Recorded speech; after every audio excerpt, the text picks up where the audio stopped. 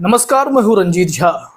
CJI D Y Chandrachud ने electoral bond को लेकर ऐसा क्या कहा और उस वक्त कपिल सिब्बल भी सीजेआई डीवाई चंद्रचूड़ के साथ क्या कह रहे थे, जिसके बाद इलेक्टोरल बॉन्ड देश भर का सबसे बड़ा मुद्दा बना और यह धीरे धीरे देश का सबसे बड़ा घोटाला भी साबित होता जा रहा है। सीजेआई डीवाई चंद्रचूड़ के वायरल हुए इस वीडियो के बाद अमित शाह ने कैसे मीडिया के सामने सफाई देनी चाहिए और वो उसमें और भी घिरते चले गए। वहां भी लोगों ने अब उनकी खिंचाई करनी शुरू कर दी है कि सच आप बोल रहे या सच स्टेट बैंक बोल रहा।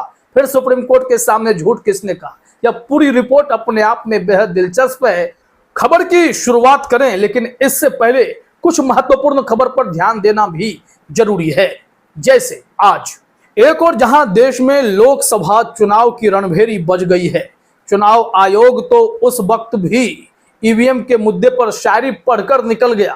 तो मुझे भी ईवीएम पे फिर मैं रात सोच रहा था ये प्रश्न तो आएगा जरूर, तो फिर रात को मैंने कुछ लिखा अपने हाथ से, वो फिर आपको सुनाता हूं। ये ईवीएम कह रही है, मैं नहीं कह रहा हूं। अधूरी हसरतों का इल्जाम हर बार हम पे लगाना ठीक नहीं, वफा खुद से नहीं होती, खता ईवीएम की कहते हो। और एक तीखा सवाल जब एक पत्रकार ने पूछ भी दिया कि जब भी हेट स्पीच की बात आती है या आचार संहिता की उल्लंघन की बात होती है तो पीएम या सत्ताधारी दल के बड़े नेता इससे बच जाते हैं, लेकिन विपक्ष के नेताओं पर खूब टारगेट होता है। तो कहा जाता है, अगला सवाल please. You had said in your speech that there should be no hate speech. There will be a calibrated approach to code violations. But there have been several complaints against the Prime Minister and Amit Shah, but none of the ECA has not taken action against them. But you have taken action against the opposition leaders. So even if you take a calibrated approach, so won't it be the opposition leaders who get picked up more, who will get notice from you more than the ruling party leaders? Yeah, the gentleman in the second row here. Yeah, please. तो ये है चुनाव आयोग की हालत। और दूसरी तरफ एक रिपोर्ट यह भी आई है कि गौतम अडानी के मामले में जहां भारत में कुछ नहीं हुआ, भारत की सरकार ने, सेबी ने उन्हें पाक साफ मान लिया, तो वहीं अमेरिका में इनके खिलाफ जांच शुरू हो गई है। और इस संबंध में कहा जा रहा है कि अमेरिका में अडानी ग्रुप के खिलाफ जांच, अमेरिका में अडानी ग्रुप से जुड़े रिश्वतखोरी के मामले की जांच की जा रही है। ब्लूमबर्ग की रिपोर्ट के मुताबिक न्यूयॉर्क के वाशिंगटन के न्याय विभाग की फ्रॉड यूनिट इस बात की जांच कर रही है कि क्या गौतम अडानी या उनसे जुड़े लोगों ने एक एनर्जी प्रोजेक्ट में मन मुताबिक काम करवाने के लिए भारतीय अधिकारियों को रिश्वत दी थी। हालांकि अडानी ग्रुप ने ऐसी किसी भी जांच की जानकारी होने से इनकार किया है।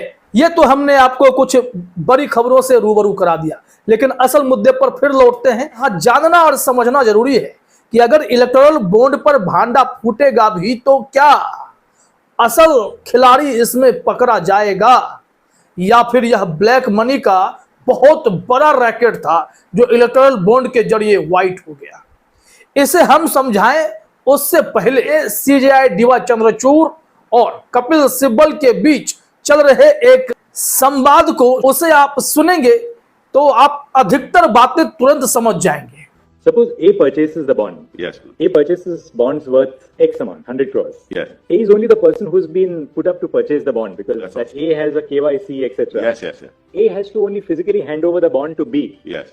right? Or B gives it to C, who will in turn give it to a political party. Correct. There is no control over the transaction between A and B. Yes. So B can trade on that bond for cash or for Yes. whatever other consideration. Yes, yes. B acquires that bond. Yes. B hands it over to a political party. Yes. Or B gives it to C and C hands it over to a political party. Yes. The person who satisfied the requirement of the transaction being through the normal banking channels is A, the purchaser, the ostensible purchaser of the bond. Correct. But this does not obviate the fact that the people who are really Behind it. Yes. that they have used authorized banking channels. Yes. All that they have to do is that the Get somebody's it KYC. says trading is prohibited. Yes. But there is no way you can prohibit trading the bond. Absolutely. B doesn't have to buy the bond from No, he A doesn't. through official banking No, channels because there is no record of any transactions in the bond. It just goes from hand to hand. That's right.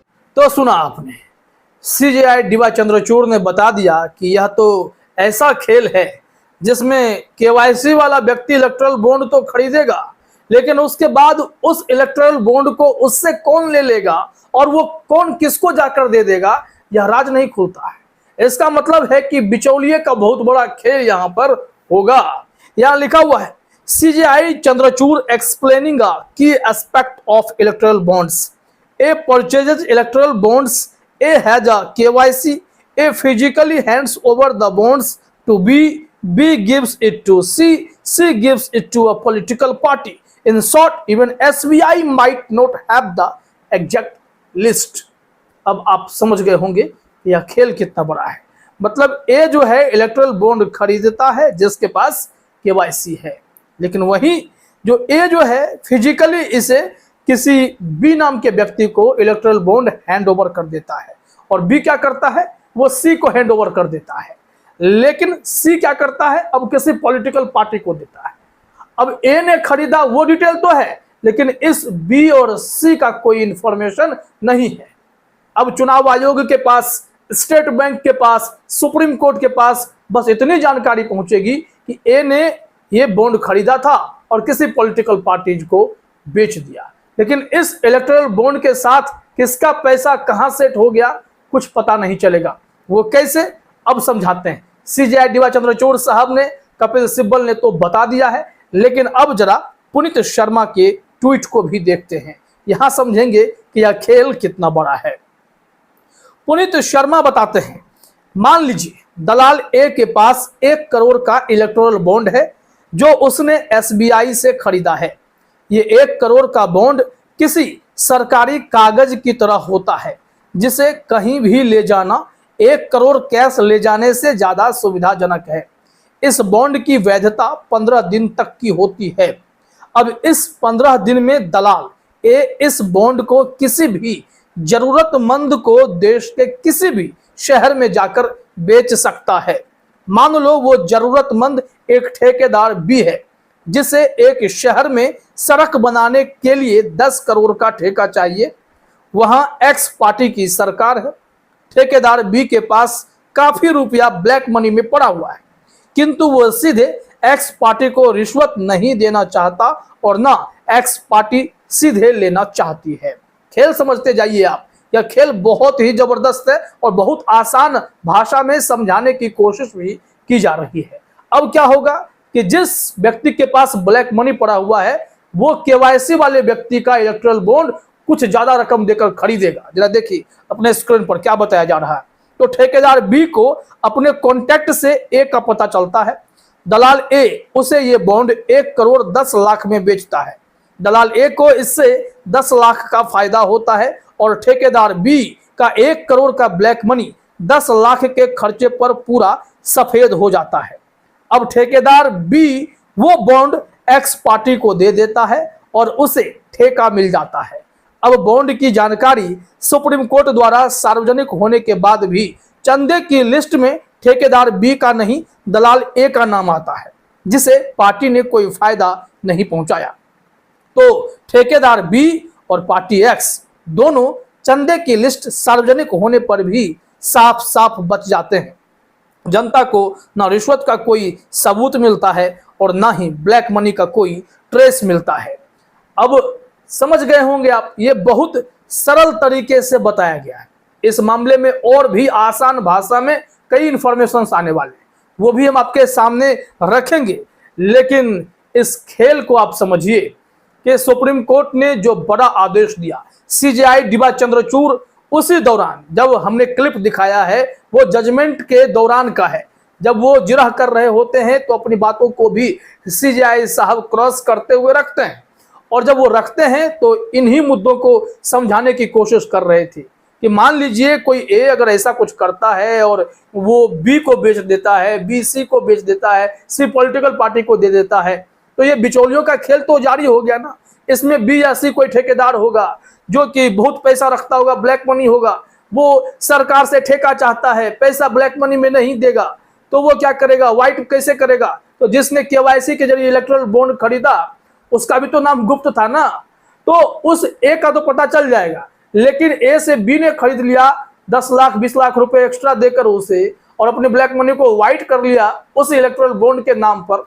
तो सोचिए यह nexus कितना बड़ा है।